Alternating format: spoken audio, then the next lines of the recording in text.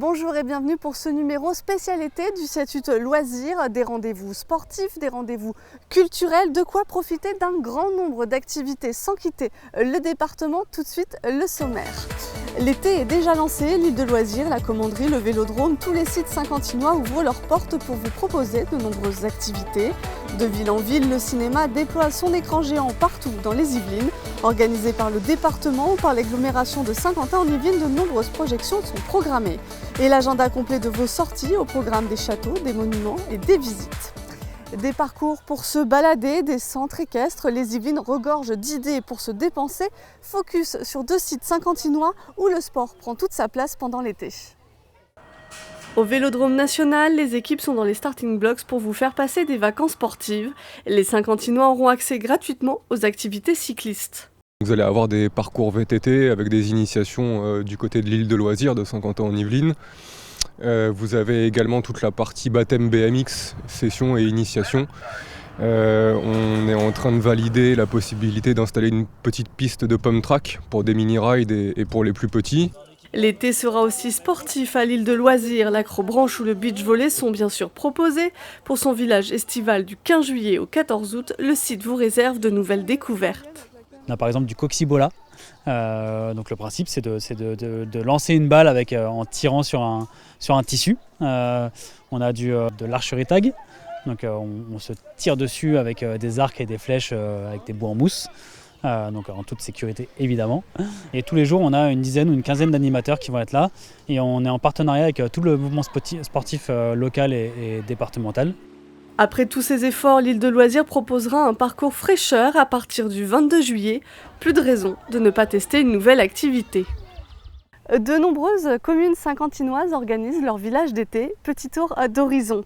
À la Verrière, les festivités débutent le 20 juillet au parc Cousteau pour sa nouvelle édition de Very Fun Plus. Des ateliers, des balades et des jeux vous seront proposés. Morpa lance son grand village estival. Pour cette première édition, le Stade du Bois accueille jeux gonflables géants, stand de maquillage, défis santé. Les animations sont présentes jusqu'au 30 juillet. À Elancourt, les animations sont itinérantes et différentes, destinées aux tout petits, aux plus grands et aux familles. Vous pourrez en profiter jusqu'au 17 juillet. Les villages d'été ont aussi pris place à Trappes jusqu'au 29 août. 4 lieux de la ville sont animés par des ateliers, des jeux et des sorties. Guyancourt célèbre l'été. Pendant 2 mois, vous pourrez participer à des rallyes photos, des ateliers de percussion ou encore pratiquer la fitness. À Montigny-le-Bretonneux, l'été en sable se passera dans les maisons de quartier. Au programme, des activités robotiques, créatives ou encore scientifiques.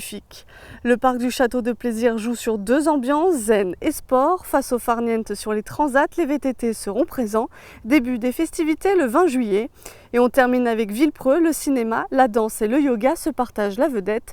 Des animations à vivre et à partager devant la piscine et au V-Parc. Pour compléter ce rapide panorama, n'hésitez pas à vous rendre sur les sites internet des villes concernées. On continue ce statut loisirs spécial été avec de nouveaux rendez-vous. Pendant plusieurs mois, la culture a été à l'arrêt, mais il en faut plus pour stopper toutes les activités. Plusieurs sites saint-quentinois ont choisi de vous faire vivre un été donc très artistique. Regardez. Des comédiens professionnels fêtent le théâtre cet été. Pour la 3e année, la compagnie Les Tréteaux de France revient à l'île de loisirs pour une semaine de partage. Des ateliers, des scénettes, des petites pièces de théâtre et des vraies représentations qui sont assurées par des comédiens professionnels et qui là sont aussi gratuites. Donc idem, c'est inscription obligatoire en revanche sur le site, mais c'est vraiment un projet qui est super pendant 10 jours fin août. Le site propose aussi des afterworks chaque jeudi au restaurant Les Alizés. Musique et jeux sont annoncés. Une exposition, la découverte des métiers de la radio complète toute cette programmation.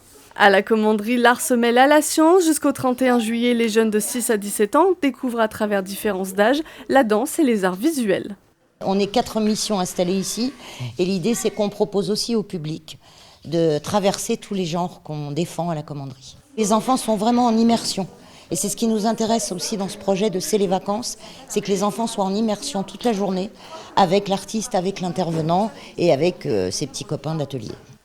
Du côté du musée de la ville, les expositions sont prolongées et en ces temps compliqués, les équipes rivalisent d'imagination pour faire découvrir le patrimoine saint-quentinois. Et également des visites à vélo qui sont des formules qui sont très chouettes l'été. Et il faut dire que 50 ans en Yvelines offre une quantité de sentiers, de chemins qu'on peut utiliser à vélo et qui permettent vraiment de redécouvrir ce territoire autrement. Et souvent, les gens sont vraiment surpris on peut parcourir l'ensemble du territoire. Du land art à la balade connectée, de nombreuses autres activités sont proposées. L'été sera culturel à Saint-Quentin en Yvelines. Pour faire vivre des moments musicaux, la scène nationale quitte un temps son théâtre. Avec le musée national de Port-Royal, il propose des concerts en plein air, une invitation au voyage entre les rives de la Méditerranée et l'Angleterre. On écoute Lionel Massetta, le directeur du théâtre. On va essayer de voyager. On s'est dit que c'était l'occasion d'aller sur ce qu'on appellera des musiques croisées ou des musiques plurielles, comme on veut, et de voyager entre les rives de la Méditerranée jusqu'à l'Angleterre, et puis revenir en Espagne, essayer de traverser à la fois les styles et les époques.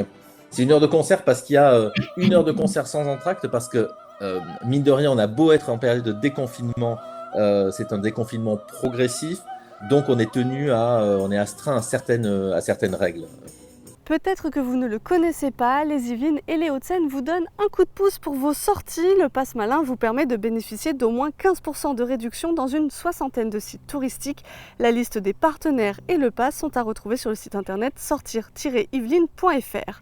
Et si vous profitez justement de ce Pass pour vous rendre à Poissy, le musée du jouet vous accueille du mercredi au dimanche. Vous pourrez découvrir sur réservation les jouets à travers l'histoire. Les sorties au château peuvent aussi être une idée, et dans les Yvelines, il y a bien sûr du choix. Le plus célèbre d'entre eux, le château de Versailles, accueille du public depuis le 6 juin dernier. Réservation et masques sont la nouvelle norme, mais la visite devient presque privée. Même organisation à Rambouillet, l'ancienne demeure royale a modifié son organisation pour partager son histoire. Le site propose aussi des balades et des visites comptées dans les jardins. Du côté des châteaux privés, laissez-vous tenter par le château de Breteuil. Le monument bâti à Choiseul continue à vous faire vivre les contes de Perrault. Et depuis le 24 juin, un escape game vous entraîne en 1912. Autre monument à vous accueillir, le domaine de Dampierre. Les jardins ont de nouveaux secrets à vous révéler. Le site a ouvert le 30 mai dernier. L'été, c'est aussi l'occasion de voir ou de revoir des films. La Commanderie à Elancourt se transforme en salle de cinéma. Chaque jeudi de l'été, des films y sont projetés. On jette un coup d'œil. Qu'est-ce que vous croyez là? C'est comme ça que vous allez gagner? Je veux juste participer. Participer, fils de pute! Non, arrête de rigoler, vous allez tous vous mettre en tenue, on va aller courir! Des Oompa Loompa. Dégagez, mini taré! Tout cela semble avoir été répété.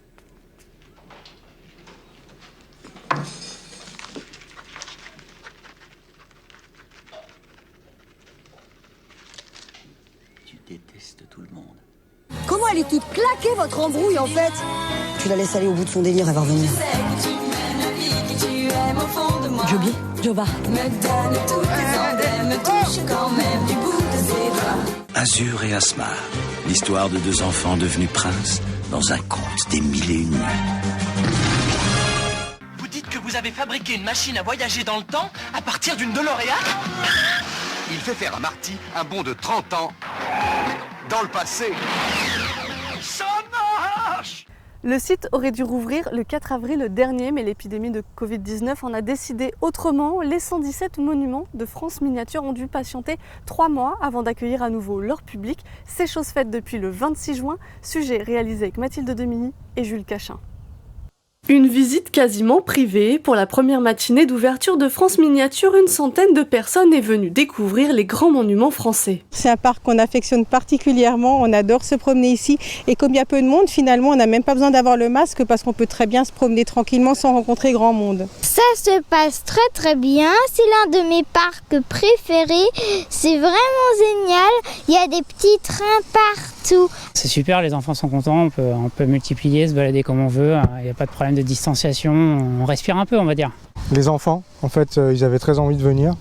On avait prévu d'y aller pour l'anniversaire du grand qui était le 30 mars, mais du coup comme c'était fermé, voilà, donc dès les réouvertures, on a dit on y va, on emmène les garçons et puis j'étais très content parce que c'était une surprise. La reprise s'est donc faite tout en douceur pour l'équipe du site Elancourtois. Les monuments n'avaient pas vu de public depuis le mois de novembre. C'était aussi une volonté d'ouvrir un vendredi pour commencer sereinement et doucement.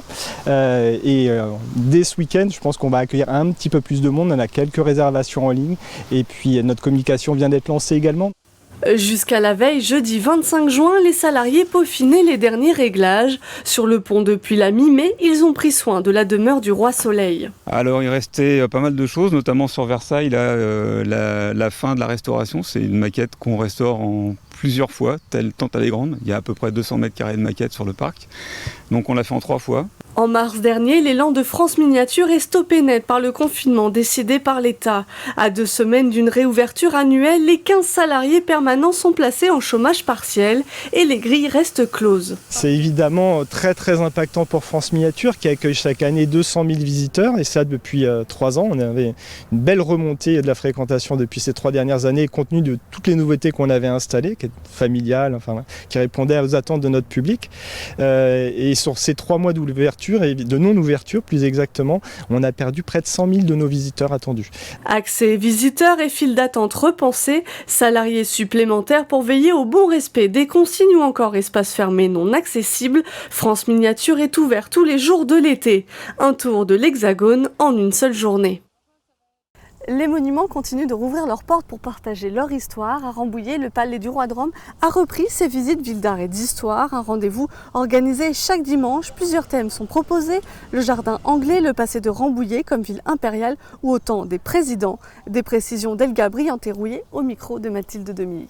Elle s'adresse à tous les publics, donc ce sont vraiment des visites tout public. Elles visent principalement les adultes. Nous avons aussi des programmes jeunes publics, mais néanmoins on peut y venir en famille avec des enfants et des adolescents.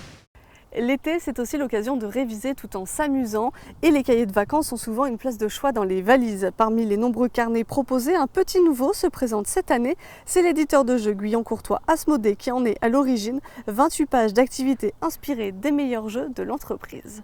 Avant de se quitter, je vous propose un petit top 3, celui des activités à ne surtout pas manquer dans le département. Regardez.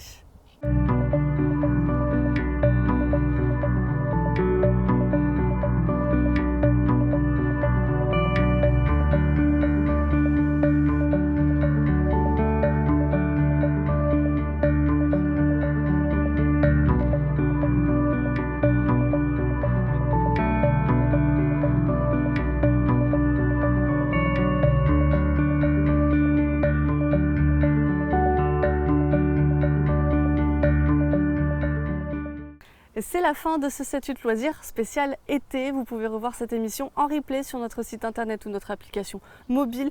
Profitez bien de vos vacances tout en restant prudent. On se retrouve à la rentrée pour toujours plus d'idées sorties. Passez un très bel été sur TV78.